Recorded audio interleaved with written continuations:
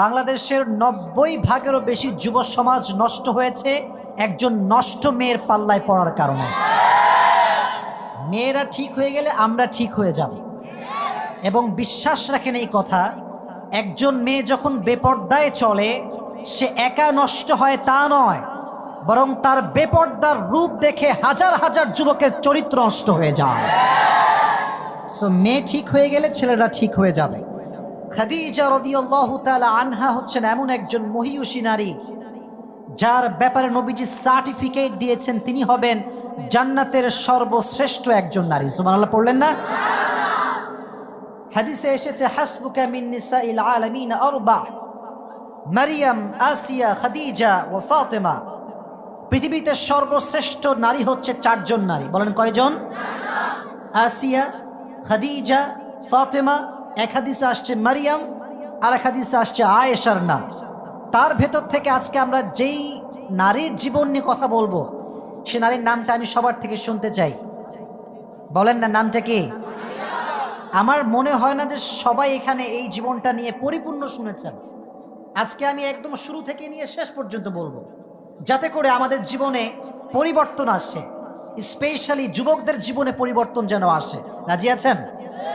বলেন ইনশাআল্লাহ। 555 খ্রিস্টাব্দীতে মরুময় আরব নগরের মক্কায় কুরাইশ বংশে তিনি জন্মগ্রহণ করেন। তৎকালীন সময়ে আরবে অনেক বংশ ছিল, অনেক গোত্র ছিল, তবে সবচাইতে নামি দামি বংশের নাম ছিল কুরাইশ। নাম ছিল কি? আরেকটি বংশ ছিল আরো সেরা, তার নাম হচ্ছে হাশিমি বংশ। আমার নবী যেই বংশে এসেছেন তার নাম হচ্ছে হাশিমি বংশ। সুবহানাল্লাহ পড়লেন না? কুরাইশ ছিল, Quraysh was the leader of all the clans. যত গোত্র ছিল, যত বংশ ছিল, কুরাইশ ছিল সব বংশের নেতা। সুবহানাল্লাহ পড়েন। খাদিজার মায়ের নাম ছিল ফাতেমা। নাম ছিল কি? আর বাবার নাম ছিল খুয়াইলিদ। যুবকেরা, এই জীবনগুলো বুঝতে হবে, ইসলামের ইতিহাস তোমাকে জানতে হবে, নবীর জীবনে তোমাকে জানতে হবে, সাহাবা একরামদের জীবনী জানতে হবে। কারণ সাহাবা একরামদের জীবনী আমরা জানতে পারলে বুঝবো ঈমান কাকে বলা হয়। ঠিক না বলেন? এই যে ফিলিস্তিনে আমাদেরকে মারে, হাজার হাজার নারীকে শেষ করে দিয়েছে, ছোট্ট শিশুদের লাশ পড়ে আছে, মাথা একদিকে, হাত আর একদিকে। যদি আমাদের মুসলমানদের নেতৃত্ব থাকতো, সেন্ট্রাল লিডারশিপ, অমর হাজারটা লাগবে না, একটা অমর থাকলে আজকে ফিলিস্তিনের বিজয় সুনিশ্চিত হয়ে যেত। জানতে হবে, আর জানতে হলে পড়তে হবে, শুনতে হবে। আমি যা পড়েছি তা বলবো, বাট আমি দেখতে পাচ্ছি দু একজন একটু অমনোযোগী। আমার চোখে চোখ রাখেন, প্রত্যেকটা শব্দ কান দিয়ে নয়, কি দিয়ে শুনতে হবে। আমি সব সময় বলি, মানুষকে আল্লাহ দুইটি কান দিয়েছে, এক হচ্ছে এখানে আর এক হচ্ছে মনের ভেতরে। এটা হচ্ছে হৃদয়ের কান। আমি বারবার বলি, কান দিয়ে শুনলে এক কান দিয়ে শুনবেন, আর এক কান দিয়ে বের হয়ে যাবে, বাট হৃদয় দিয়ে শুনবেন, এটা আপনার আজীবন হৃদয়ে থেকে যাবে। ঠিক কিনা বল? তো পিতার নাম ছিল খুয়াইলিদ, পিতার নাম ছিল কি? মাতার নাম ছিল ফাতেমা। নাম ছিল কি? ফাতেমা। এবার আসেন, খাদিজা রাদিয়াল্লাহু তাআলা আনহা ছিলেন এমন একজন নারী যিনি নবীজির জন্মের 15 বছর আগে এবং ইসলাম প্রচারের ঠিক 55 বছর আগে, অর্থাৎ সব মিলায় তার বয়স ছিল নবীজির চাইতে কয় বছর বেশি বলতে পারবেন? 15 বছরের বেশি ছিল। অর্থাৎ যখন তিনি বিয়ে করেছিলেন নবীর বয়স ছিল 25, আর খাদিজার বয়স ছিল কত? সুবহানাল্লাহ পড়লেন না? এখানে মেসেজটা হচ্ছে এইরকম, বিয়ের ক্ষেত্রে বয়সটা it's not a big deal, it's not a big deal. একজন ছোট্ট যুবক ছেলে বড় আপুকেও বিয়ে করতে পারে। কথা ঠিক কিনা বলেন? অনেক মেয়েরা বলে যে, কিরে তোমার বয়স কম, আমি তোমারে বিয়ে করব কেমনে? তুমি বলবা খাদিজা যদি নবীকে বিয়ে করতে পারে, তুমি আমারে বিয়ে করতে পারবা না কেন? ঠিক কিনা বলে? বয়স এটা ডাজন্ট ম্যাটার, যদি মনের মিল থাকে বয়স কোনো ফ্যাক্ট হয় না। ঠিক কিনা বলে? তো খাদিজা রাদিয়াল্লাহু তাআলা আনহা তৎকালীন সময়ে মরুময় আরব নগরের মক্কার কুরাইশ বংশের সবচাইতে শিক্ষিতা নারী ছিলেন। সুবহানাল্লাহ পড়লেন না? আজকে আমাদের বাংলাদেশে আপনি তাকান, মেয়েরা সামান্য পড়াশোনা করতে গিয়ে ধর্ষণের শিকার হচ্ছে, ব্যভিচারে লিপ্ত হচ্ছে। মাথায় রাখতে হবে, আমার সার্টিফিকেট আমার চরিত্রের চাইতে বেশি দামি নয়, আমার সার্টিফিকেট আমার সম্মানের চাইতে দামি নয়। যেই সার্টিফিকেট অর্জন করতে গিয়ে আমাকে আমার চরিত্রকে নষ্ট করতে হয়, সতীত্ব নষ্ট করতে হয়, ওই সার্টিফিকেট আমি গুল্লি মারি, ঠিক কিনা বলেন? Character is most important. যার চরিত্র ভালো তার দাম আল্লাহর কাছে বেশি। সুবহানাল্লাহ পড়েন। খাদিজা রাদিয়াল্লাহু তাআলা আনহা এত শিক্ষিতা ছিলেন, তৎকালীন সময়ে তার মতো শিক্ষিতা নারী পুরো আরব বিশ্বে আর কেউ ছিল না। এখন কি আপনি বলতে পারবেন যে খাদিজার চরিত্র খারাপ ছিল? বলেন ইয়েস নাকি নো? নো, তার চরিত্র খারাপ ছিল না। নবীজি সার্টিফিকেট দিয়েছেন, জান্নাতি মহিয়সী নারীর ভেতরে 1 নম্বরে থাকবে খাদিজা রাদিয়াল্লাহু তাআলা আনহা। সুবহানাল্লাহ পড়লেন না? এবার আসেন খাদিজার বেড়ে ওঠার দিকে আমরা যাই। মনোযোগ আছে সবার?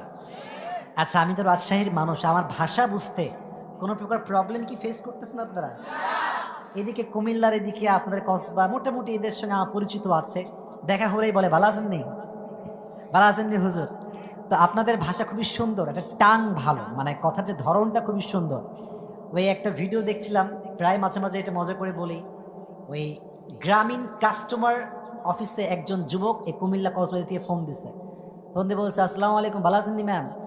বলছে যে হ্যাঁ জি স্যার ভালো আছি, কি সমস্যা? বলছে কি এর সমস্যা, কি এর বালা, যে 25 টাকা ফুরাই জায়গা কিছু বুঝি না আমি। তো এটা খুব ভাইরাল হয়েছিল। তখন আমি কুমিল্লার ভাষার যে একটা টান আছে, একটা আলাদা টান আছে, তখন আমি বুঝতে পেরেছি। তবে সুন্দর ভাষা, আমরা সবাইকে ভালোবাসি, সবার ভাষাকে আমরা সম্মান করি, কথা ঠিক কিনা বলেন? তা আমার ভাষা বুঝতে কোনো সমস্যা হচ্ছে না তো? খাদিজা রাদিয়াল্লাহু তাআলা আনহা যখন একটু বড় হতে শুরু করলেন, তার বাবা খুয়াইলিদ মরুময় আরবে ঘোষণা করলেন, আমার একমাত্র মেয়ে খাদিজায় কে বিয়ে করবে, আমাকে প্রস্তাব পাঠাও। অনেক প্রস্তাব আসলো।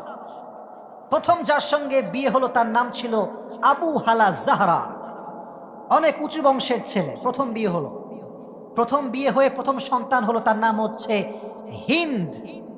তার নাম কি যুবক ভাইরা? হিন্দ। বিয়ে হলো, বাচ্চা হলো। দুঃখের বিষয় হচ্ছে বাচ্চা হওয়ার পরেই প্রথম স্বামী মারা গেল। যেই মেয়ের স্বামী হারায় একমাত্র সেই বোঝে যে স্বামী হারাবার কষ্ট কত বেশি। মনে রাখবেন, একজন নারীর দাম ততক্ষণ পর্যন্ত আছে যতক্ষণ তার স্বামী আছে। যার স্বামী নাই তার সমাজে 2 পয়সা দাম মানুষ দিতে চায় না, ঠিক না বলা? স্বামী মারা গেলেন, প্রথম বিয়ে শেষ। সেকেন্ড টাইম তার বাবা আবার পাত্র খুঁজতে শুরু করলেন, যে পাত্র কে আছে আমার খাদিজাকে বিয়ে করবে। আরেকজন পাত্র আসো, তার নাম হচ্ছে আতিক। বিয়ে হয়ে গেল, সেই ঘরে আরেকটা সন্তান আসলো। দুঃখের বিষয় হচ্ছে সেকেন্ড হাজবেন্ডও শেষ, মারা গেলেন। প্রিয় ভাইয়েরা, যুবক ভাইয়েরা এটা ভালো বুঝবে, যে যাকে পছন্দ করে, যে যাকে ভালোবেসে বিয়ে করতে চায়, সে হারাই গেলে বোঝে যে তার যন্ত্রণা কত বেশি, ঠিক না বল? দেখবেন যারা ছ্যাঁকা খায়, এরা গাঁজা মদ খেয়ে জীবনটাই ব্যাখ্যা করে ফেলে। এরকম যুবক আছে না নাই? না, কসবা ব্রাহ্মণবাড়ি এইসব যুবক নাই? আরে নাই, আমার কোনো দোষ নাই, এরাই বলেছে এরকম যুবক আছে। তবে মাথায় রেখো একটা কথা, এদিকে আমার কথা শোনো, মাথায় রাখবা, তুমি যেই মেয়ের জন্য গাঁজা মদ খেয়ে জীবন নষ্ট করবা, সে ধুমাইয়া আর একজনের সংসার করে বেড়াবে, সে আর এক টাকলাকে বিয়ে করে সুখী হয়ে যাবে। টাইম নাই, কাউ গুনার টাইম নাই। তুই ছেড়ে গেছিস মানে তোর চাইতে 1000 গুণ উত্তম আমার জন্য অপেক্ষা করছে, ঠিক কিনা বল? Wait for the right person, সময়ের অপেক্ষা করো, আল্লাহ তোমাকে দিবে ইনশাআল্লাহ। তো খাদিজা একটু হতাশ, প্রথম স্বামীও নাই, দ্বিতীয় স্বামীও নাই। تقرر خديجة أنها لن تتزوج مرة أخرى। তিনি নিয়ত করলেন যে I will never ever get married again। আমার বিয়ে শেষ, আমি আজীবন আর বিয়ে করব না, শেষ। এই বিয়ের চ্যাপ্টারই ক্লোজ, খালি স্বামী মরে যায় আমার, আমি বিয়ে করব না। এরই মাঝে খাদিজা রাদিয়াল্লাহু তাআলা আনহার একমাত্র বাবা খুয়াইলিদ মৃত্যুবরণ করলেন। কোটি কোটি টাকার বিজনেস কে সামলাবে? সামলানোর কোনো মানুষ নাই। এবার খাদিজা হাল ধরলেন যে আমি ব্যবসা সামলাবো, পুরো ব্যবসা আমি সামলাবো, কেউ সামলাতে হবে না। ব্যবসা সামলাতে শুরু করলেন। তার মানে বোঝা গেল ইসলাম নারীকে ব্যবসা করতে পারমিশন দিয়েছে। ইসলাম নারীকে স্টাডি করতে পারমিশন দিয়েছে, বাট স্টাডি করতে গিয়ে যদি চরিত্রকে ধ্বংস করতে হয় আর পর্দার বিরুদ্ধে কাজ করতে হয়, সে পড়াশোনা দিয়ে আমার কোনো লাভ হবে না। ঠিক না বলা? আজকাল স্কুল কলেজে সব মেয়েরা পর্দা করে? কথা বলেন, করে করে করে? কিছু কিছু মেয়ে আছে দেখবেন ইচ্ছা করেই এমন কিছু জামা পরিধান করে, আমি বলতে I am feeling so shy, but I have to say that. অনেক মেয়ে দেখবেন বুকের ভাঁজ বোঝা যায় এমন জামা কাপড় আজকাল পরে। তোমার ঠিক এত আসতে বললে কেন, মিথ্যা বলছি নাকি ভাই?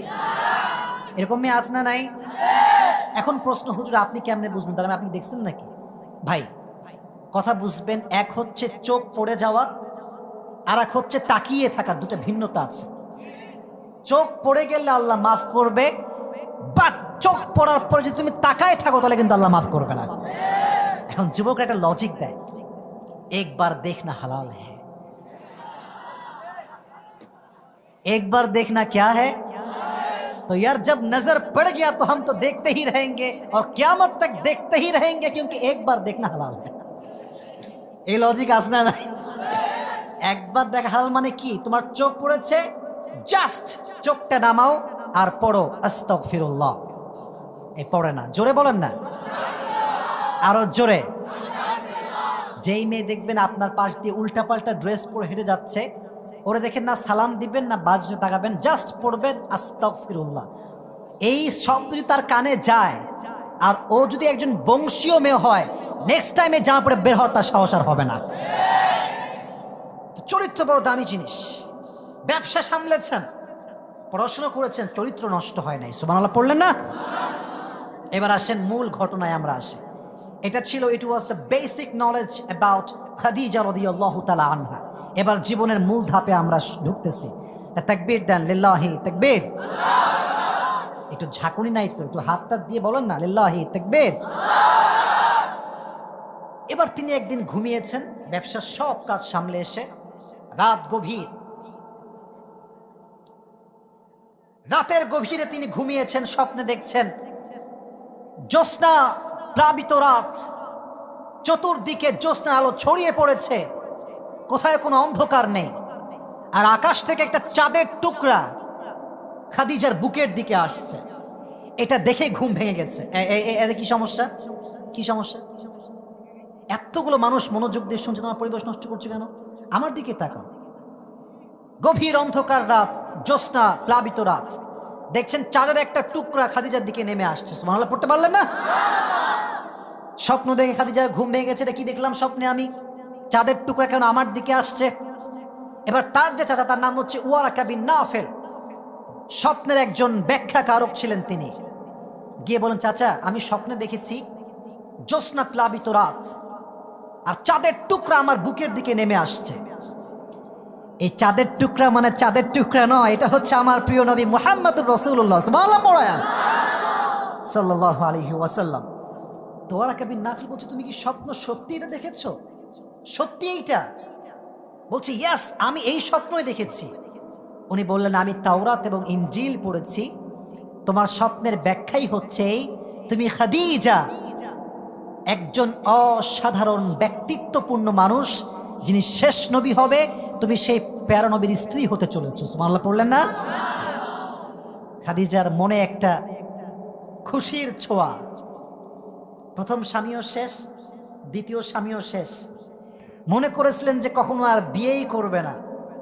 বাট মাথায় রাখবেন, জীবনে যত দুঃখই আসুক না কেন, একটা কথা রিপিট আফটার রিপিট করবেন, ये दिन दिन नहीं है और भी दिन বাকি है। এই দিন দিন না, আরো দিন আছে না নাই? ভাই টাকা পয়সা না থাকলে আজকাল ভালোবাসার মানুষের হাড়ি কিন্তু খুঁজে পাওয়া যায় না।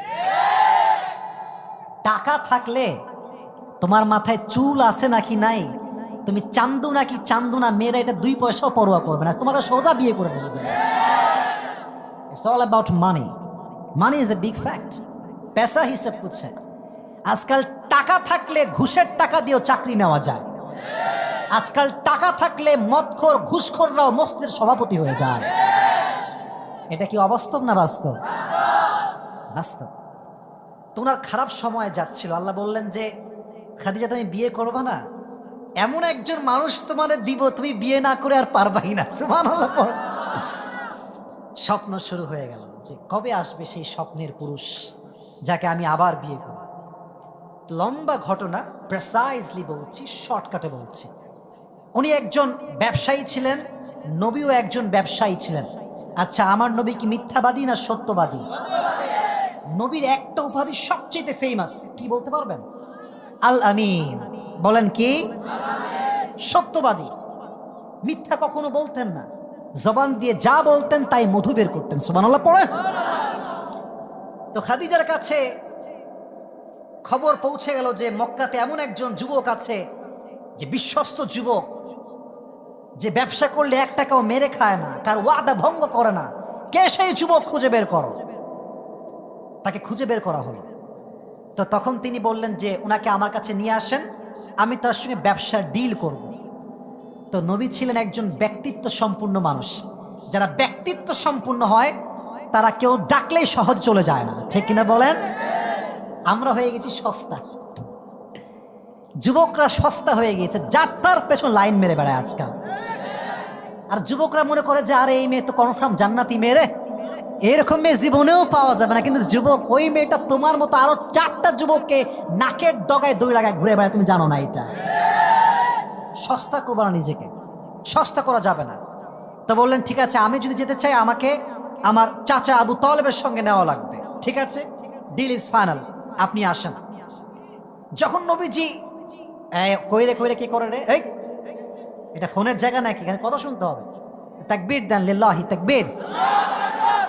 কসবার মানুষ যে ওয়াজ পছন্দ করে এর প্রমাণ হচ্ছে আধা ঘন্টা ওয়াজ করতেছি, কোন লোক ডান বাম হয়নি। কথা ঠিক কিনা বলেন? আচ্ছা, আমি যদি 12টা পর্যন্ত ওয়াজ করি আপনারা থাকবেন নাকি যাবেন গা? তাকবীর দেন, লিল্লাহি তাকবীর। আজকে আসছি আর কবে আসবো জানিও না, যে যত দূর পারি হৃদয় থেকে কথা বলবো। রাজি আছেন তো ইনশাআল্লাহ? তো নবী যখন খাদিজার ঘরে আসছে, খাদিজার পুরো ঘরটা নবীজির চেহারার নূরে নূরান্বিত হয়ে গিয়েছে। এবার তিনি দেখার সঙ্গে সঙ্গে বুঝে গিয়েছেন এটা কোনো সাধারণ যুবক হতে পারে না, এটা তো শেষ নবী মুহাম্মদুর রাসূলুল্লাহ সাল্লাল্লাহু আলাইহি ওয়াসাল্লাম। এবার খাদিজা মুহাম্মদুর রাসূলুল্লাহ সাল্লাল্লাহু আলাইহি ওয়াসাল্লামকে বিয়ে করার জন্য ব্যাকুল হয়ে গেলেন। কেমন করে বিয়ে করা যায়, কেমন করে প্রস্তাব দেওয়া যায়, তিনি ব্যাকুল হয়ে গেলেন। কিন্তু বিয়ে দেওয়ার আগে, প্রস্তাবের আগে লক্ষ টাকা দিয়ে তাকে ব্যবসায় পাঠালেন, পরীক্ষা করার জন্য যে তার বিশ্বাস কতটুকু সে রাখতে পারে। নবীজি সব টাকা নিয়ে গেলেন এবং সততার সঙ্গে ব্যবসা যা লাভ হয়েছে তার দ্বিগুণ বাড়ায় খাদিজাকে দিয়ে দিলেন। সুবহানাল্লাহ পড়লেন না? এবার বিয়ের পালা। আচ্ছা, বিয়ের আগে একটা প্রস্তাবের খেলা আছে না নাই? তোমরা একটা কথা মাথায় রাখবা যুবক ভাইয়েরা, যদি তোমার বাবা তোমার পছন্দকে গুরুত্ব না দেয়, চয়েস না করে, তুমি বাপকে নিয়ে বেশি ভাববা না, তুমি নিজেই প্রস্তাব দিবা। রাজি আছো? কথা কয় না? আছো? নিজে প্রস্তাব দিবা, বিয়ে হলে হবে না হলে নাই, বাট মাথায় রাখবা যাকে পছন্দ করো তাকে হাত ছাড়া করা যাবে না। হাত ছাড়া করলে আজীবন যুবকরা কান্নাকাটি করে বেড়ায়। ওই আমার একটা পেজ আছে আবরারুল হক আসিফ, আপনারা দেখছেন? ওই পেজে যুবকদের হাজার হাজার মেসেজ যে হুজুর যারে পছন্দ করতাম তার বিয়ে হয়েছে এক টাকলার সঙ্গে, আমি বেদনায় শেষ। তো নিজে পছন্দ করে নিজেই বলবা। তো খাদিজা কাকে দিয়ে বলাবে এটা উনি খুঁজতেছে, মাধ্যম কাকে পাওয়া যায়। তো উনি একজন গোলাম পেয়েছেন, তার নাম হচ্ছে নাফিসা। মনোযোগ থাকলে বলেন নামটা কি? মাশাআল্লাহ, মেয়ের নাম বলতে খুব মজা লাগে তাই না? নামটা কি যুবক ভাইয়েরা? নাফিসা। তো এবার নাফিসা নবীর কাছে আসছে খাদিজার পক্ষ থেকে বিয়ের প্রস্তাব নিয়ে। বলছে আচ্ছা মুহাম্মদ, তখন তো তিনি নবী নন, সাধারণ মানুষ, আচ্ছা বলো তো তুমি বিয়ে করো না কেন? নবীর বয়স হচ্ছে 25 ইয়ার্স। কত বছর বয়স? 25 বছর। তো নবী বলছে টাকা পয়সা কম তো, তাই বিয়ে করতে পারতেছি না। টাকা পয়সা নাই, বাড়ি নাই, কিছু নাই, কেমনে খাওয়াবো, কই রাখবো? তো নাফিসার সুযোগ বুঝে কোপ মারছে। আচ্ছা মুহাম্মদ, মনে করো তোমাকে আমি এমন একজন মেয়ের সন্ধান দিব যাকে বাড়িও দেওয়া লাগবে না, গাড়িও দেওয়া লাগবে না, থাকার জায়গা দেওয়া লাগবে না, খাওয়াও দেওয়া লাগবে না, সেই তোমাকে দিবে। তুমি কি রাজি আছো? বলছে আমি তো এক পায়ে রাজি। সুবহানাল্লাহ পড়লেন না? খাওয়াও দেওয়া লাগবে না, বাড়িও দেওয়া লাগবে না, কিছু দেওয়া লাগবে না, আমি আগেই রাজি, অগ্রিম ইয়াস। তো মেয়েটাকে তো নাফিসা বলতে একটু ইতস্ত বোধ করছে, এই জন্য কারণ নবী তো খাদিজা চাইতে কয় বছরের ছোট? 15। বলেন কত? বলেন না কত? লজ্জা পাচ্ছে যে কেমনে বলি। তো নাফিসা শেষমেশ বলেই ফেলেছে, এটা হচ্ছে খাদিজা রাদিয়াল্লাহু তাআলা আনহা। নবীজি মুচকি হাসি দিয়ে বলছেন, আর আমি তো আগেই প্রস্তুত। সুবহানাল্লাহ পড়েন।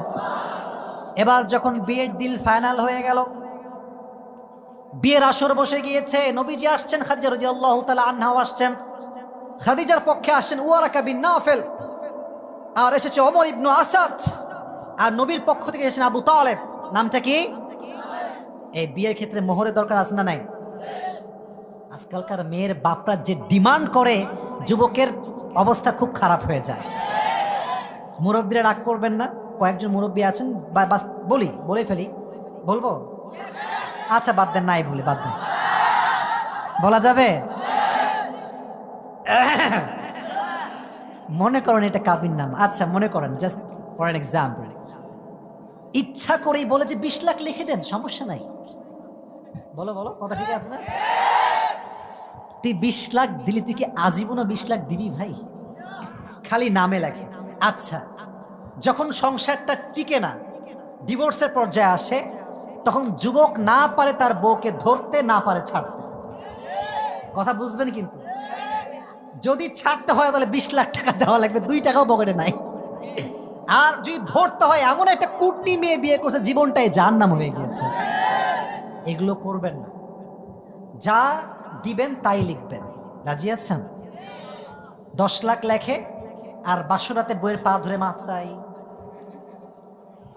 আমার মনে হয় এর চাইতে কাপুরুষতার কাজ দুনিয়া তার কিচ্ছু হতে পারে না। আমার কাজ কাম নাই, বইয়ের কাছে মাফ চাবো মোহর নিয়ে, তাই না? আমি বীর পুরুষের সন্তান, আমি যা দিতে পারবো তাই আমি লিখে দিব, ঠিক কিনা বলেন? তো নবীজি বলছেন যে আপনাকে মোহরটা কি দিব, আমি তো অসহায় মানুষ, টাকা পয়সা বেশি একটা নাই। তা আবু তালেব চাচা মানুষ বলছে, ঠিক আছে, আপনার দাম তো আমরা দিতে পারবো না, বাট মোহর হিসেবে 20টা উট দিব। কয়টা? আরো জোরে, কয়টা? এবার আসেন, বিয়ের বাড়িতে একটা খাওয়া দাওয়ার আয়োজনের দরকার আছে না? বলো না কেন, আছে না নাই? অন্তত পক্ষে যারা 5 জন 10 জন আছে, যাই হোক, নাস্তা তো খাওয়াইতে হবে। এখন নবীজি কি খাওয়াবে? নবীর কাছে তো কিছুই নাই। তো খাদিজার মন কতটা ব্রড, কতটা বড়, বলছে আমাকে যে আপনি 20টা উট মোহর হিসেবে দিয়েছেন, এই 20টা উটকে জবাই করে দেন। সুবহানাল্লাহ পড়েন। 20টা উট জবাই করা হলো, কালেমা হলো, খুতবা হলো, নবীজি স্ত্রী হিসেবে খাদিজাকে গ্রহণ করে ফেললেন। সুবহানাল্লাহ পড়েন। এবার আসেন আফটার ম্যারেজ লাইফ, বিবাহের পরের জীবনটা কেমন ছিল? আচ্ছা, এখানে কি মা বোনদের বসার কোনো জায়গা আছে আশেপাশে? আচ্ছা, এই সাউন্ড যেটা আমি বলতেছি, এটা কি বাসায় যাচ্ছে? মানে মা বোনদের কাছে যাচ্ছে না এটা? আচ্ছা, মা বোনদের জন্য কিছু কথা মনে রাখবেন, যার বউ ভালো তার জীবনের অপর নাম হচ্ছে জান্নাত, আর যার বউ খারাপ তার জীবনের এক নাম হচ্ছে জাহান্নাম। কথা তো আস্তে ঠিক বললেন কেন আপনারা?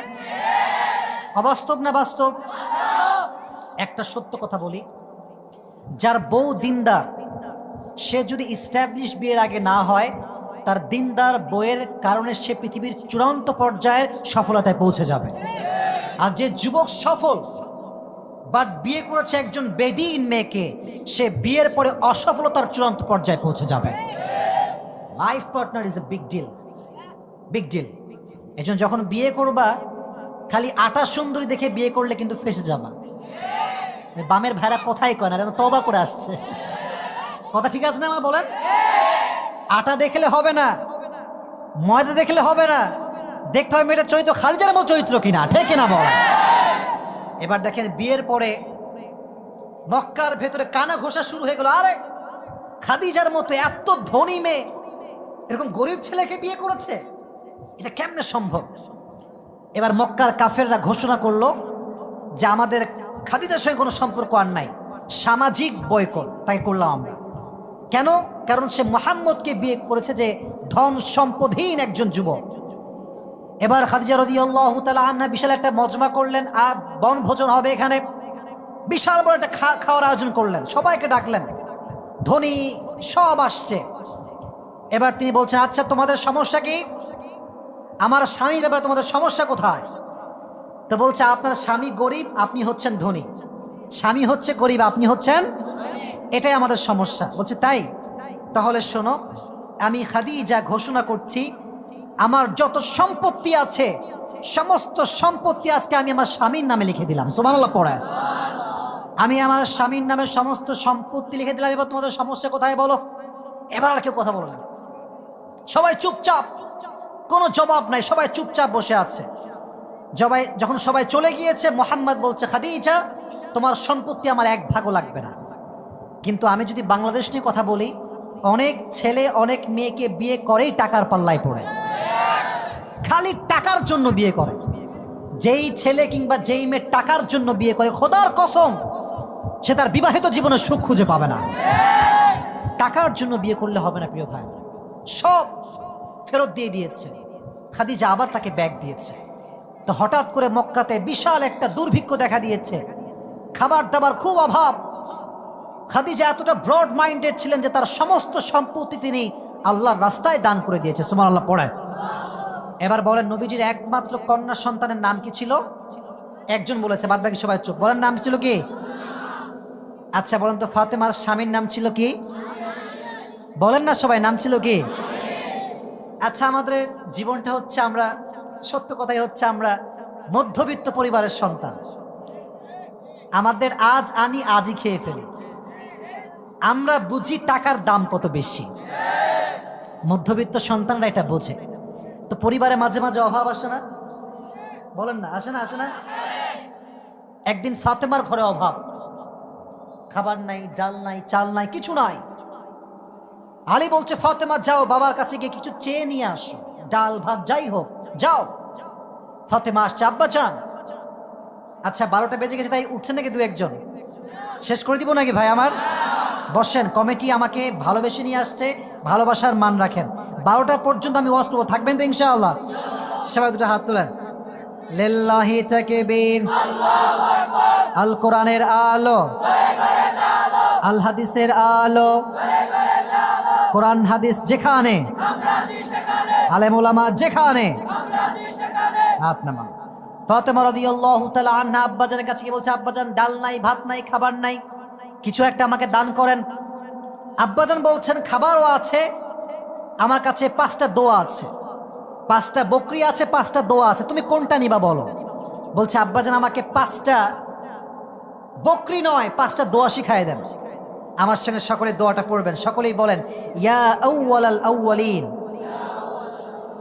ইয়া আখিরাল আখিরিন, ইয়া যাল কুওয়াতিল মাতিন, ইয়া রাহিমাল মাসাকিন, ইয়া আরহামার রাহিমিন।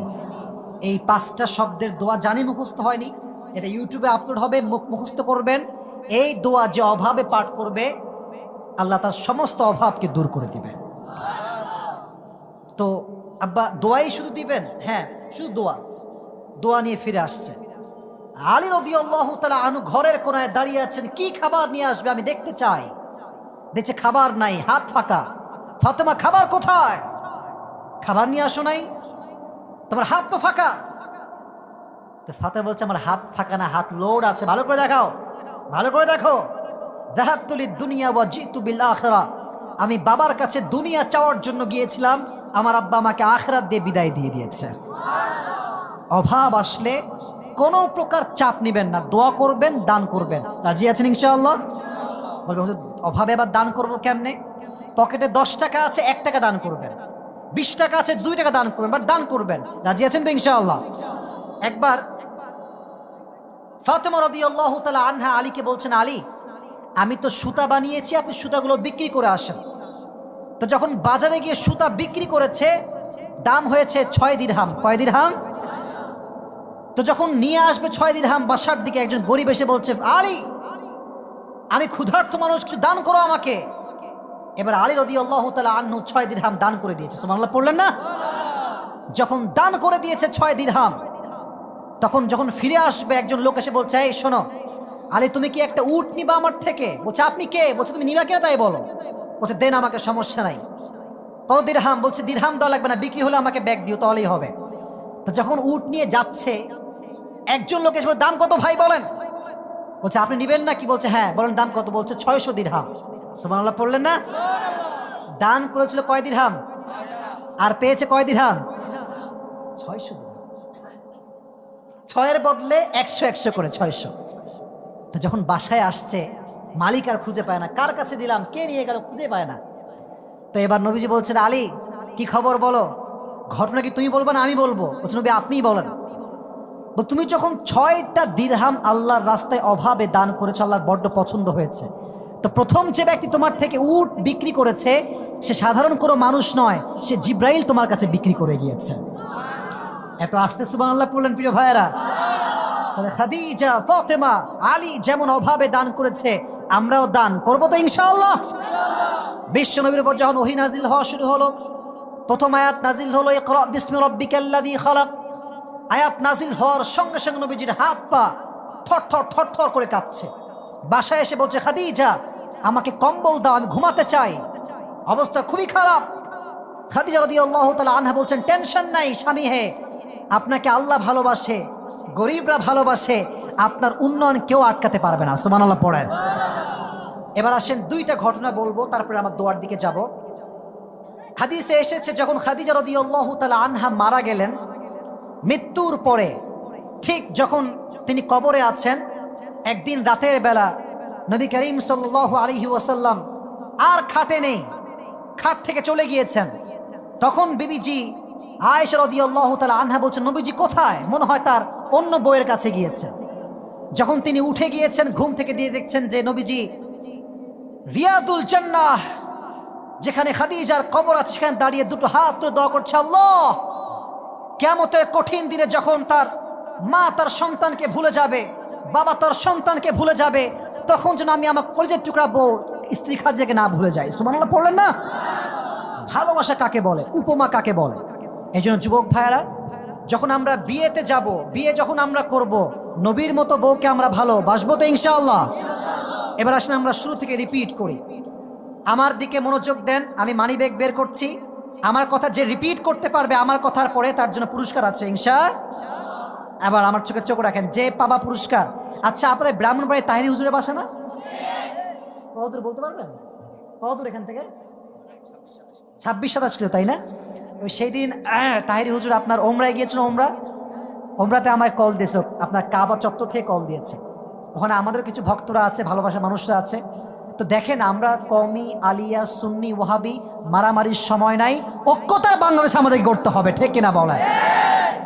আমাদের মাঝে মারামারি, অমকে লম্বা টুপি, আমাকে ছোট টুপি, অমকে কওমি মাদ্রাসায় পড়ছে, অমকে আলিয়া মাদ্রাসায় পড়ছে, মারামারি আছে না নাই? তো তাহির হুজুরকে দেখলাম যে না, উনি ওই মনোমাইন্ডের লোক না। আমাকে কল দিয়ে বললো, হুজুর আপনার যখনই ব্রাহ্মণ বাড়ি আসবেন, আমার বাড়ি আপনার জন্য মেহমান খানা। তো যখন এই কথা শুনলাম, মিডিয়ার লোকেরা আছে এখানে, আমার কলিজা ঠান্ডা হয়ে গেছে।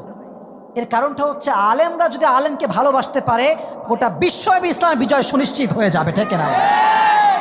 আপনাদের একটা ওয়াদা করাই দিয়ে যাই, যে কোনো মাহফিলে বক্তার ওয়াজ ভালো লাগুক কিংবা খারাপ লাগুক সেটা ব্যাপার না, যদি বক্তা কোনো ওয়াইজকে নিয়ে অন্য কোনো হুজুরকে নিয়ে গীবত করে, আপনি সঙ্গে সঙ্গে কাউন্টার দিবেন।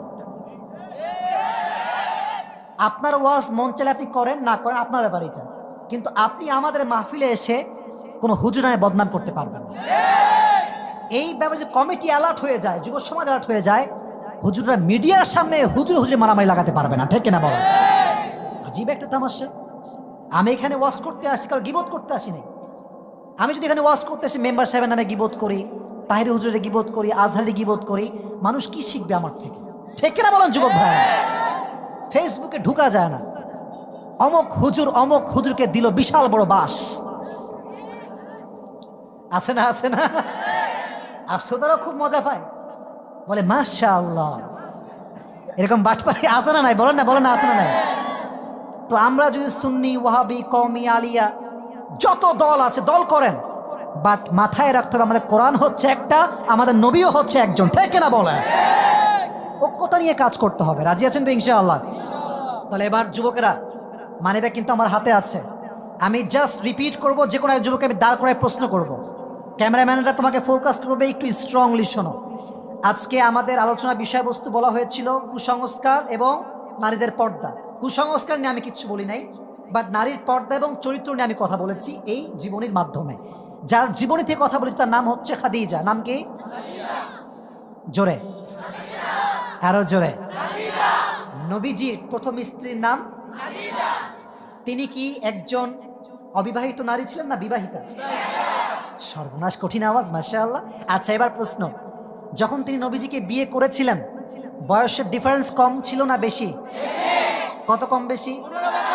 মাশাআল্লাহ, ভাই খুব আগ্রহী। কত বছর? আচ্ছা, আমি কিন্তু খুব লম্বা করছি না, জাস্ট শর্টকাটে বলছি। আচ্ছা, যখন বিয়ের সময় আসলো বিয়ের মোহরটা কত ছিল? 20টি উট। তো মাশাআল্লাহ, কয়টা উট?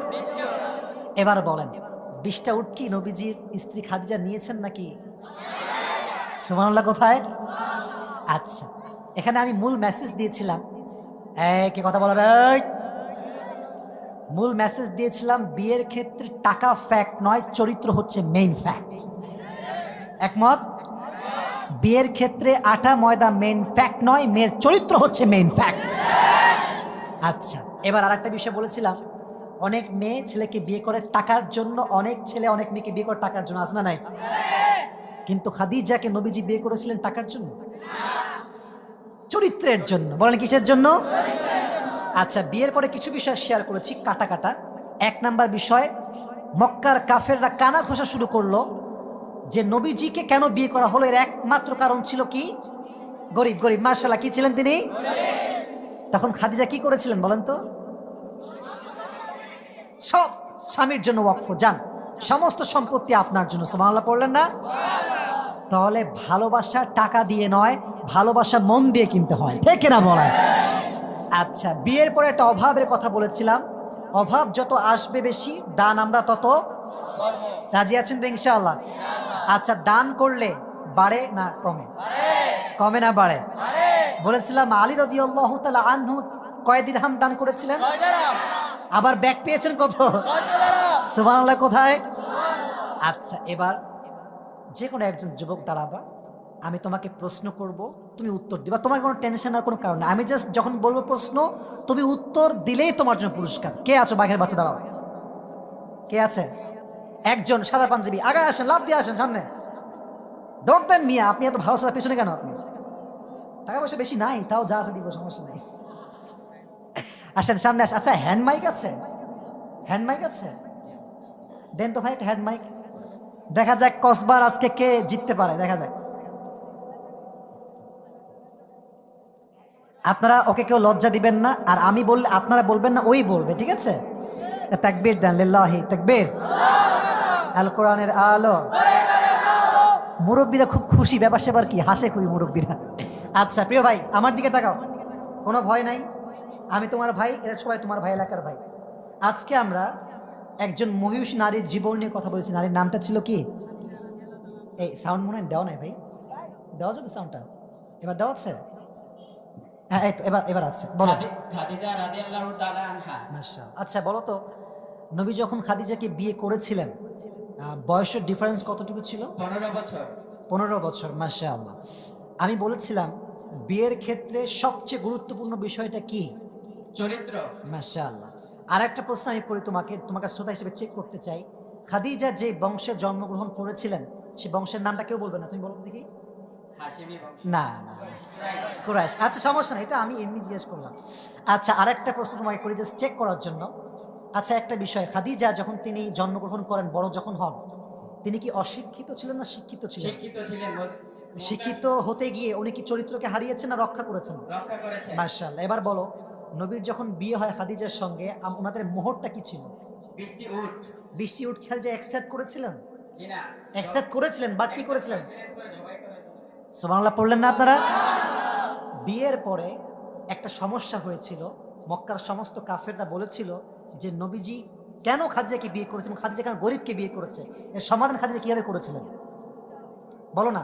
খাদিজাকে বলেছিল তুমি গরিবকে কেন বিয়ে করেছো, তো খাদিজা একটা কাজ করেছিলেন, সেই কাজটা কি বলতে পারবা? You can't. উত্তরটা হচ্ছে খাদিজা তার সমস্ত সম্পত্তি নবীজিকে ওয়াকফ করে দিয়েছিলেন। সুবহানাল্লাহ পড়লেন না? মোটামুটি সে পেরেছে, না পারা না। আচ্ছা, আরেকটা বিষয়, বিয়ের পরে মক্কায় একটি দুর্ভিক্ষ আসে, তখন খাদিজা কি করেছিলেন? অভাব এসেছিল, তখন তিনি কি করেছিলেন? সব সম্পত্তি দান করে দিয়েছিলেন। সমস্ত সম্পত্তি দান করেছিলেন। সুবহানাল্লাহ পড়েন। আমি দুটি ঘটনা বলেছিলাম, এই একটা জিজ্ঞেস করব। আলী রাদিয়াল্লাহু তাআলা আনহু অভাবেও দান করেছিলেন কয় টাকা এবং ব্যাগ পেয়েছেন কয় টাকা? এটা লাস্ট কথা। 6 দিরহাম দান করেছেন, ব্যাগ পেয়েছেন 600 দিরহাম। সুবহানাল্লাহ পড়েন। ও অনেক ভালো পেয়েছে এবং আমি যেগুলো বলেছি সব কাট টু কাট বলেছে। তাকবীর দেন, লিল্লাহি তাকবীর। তোমার নাম কি? মোহাম্মদ ইব্রাহিম। ইব্রাহিমকে আল্লাহ নেক হায়াত দান করো। শোনেন ভাই, একটা কথা বলি, অনেক শ্রোতা আসে মোবাইল টিপতে আর বক্তার চেহারা দেখতে, ওয়াজ শুনতে খুব কম মানুষ আসে। আমি অনেক ওয়াজে দেখেছি খালি আমারে দেখতে আসে, ওয়াজ শোনে না। তো আজকে ব্রাহ্মণবাড়িয়া প্রমাণ করেছে তারা দেখতেও আসছে, কোরআনের কথাও তারা শুনতে আসছে, ঠিক কিনা বলো? ওনাকে ওই সাইড থেকে নিয়ে আসেন, আপনি ওই সাইড থেকে উঠে আসেন। ওনার নাম কি জানো? ইব্রাহিম। ইব্রাহিম আমাদের কিসের নাম? জাতির পিতার নাম। বলেন কিসের নাম? আল্লাহ তাকে নবীর মতো ইমানে নূরান্বিত করে দিক, পড়া আমিন। ইব্রাহিম, তুমি কি বিয়ে করছো? বিয়ে করেন, আল্লাহকে সুন্দর বউ দিক, পড়া আমিন। চরিত্রবান বউ দিক, পড়া আমিন। ভাই টাকা পয়সা খুবই কম, গরিব মানুষ, দূর থেকে আসছি। 1000 টাকা ছিল, কম হয়েছে নাকি? 1000 টাকা দিয়ে মোবাইলে এমবি ভরে উল্টা পাল্টা করবো না। 1000 স্মার্টফোন নাই, I don't have any smartphone. আচ্ছা, মাশাআল্লাহ, আল্লাহকে কবুল করে, পড়া আমিন। এই যুগে স্মার্টফোন না থাকা মানে ও কনফার্ম মোডে জান্নাতি হয়ে গেছে। আল্লাহকে জান্নাতি হিসেবেই কবুল করুক, পড়া আমিন। আচ্ছা, দোয়া করছি। মাশাআল্লাহ মাশাআল্লাহ, অনেক দোয়া থাকবে। মাশাআল্লাহ, বসো বসো বসো বসো, তুমি বসো, এখানে বসো।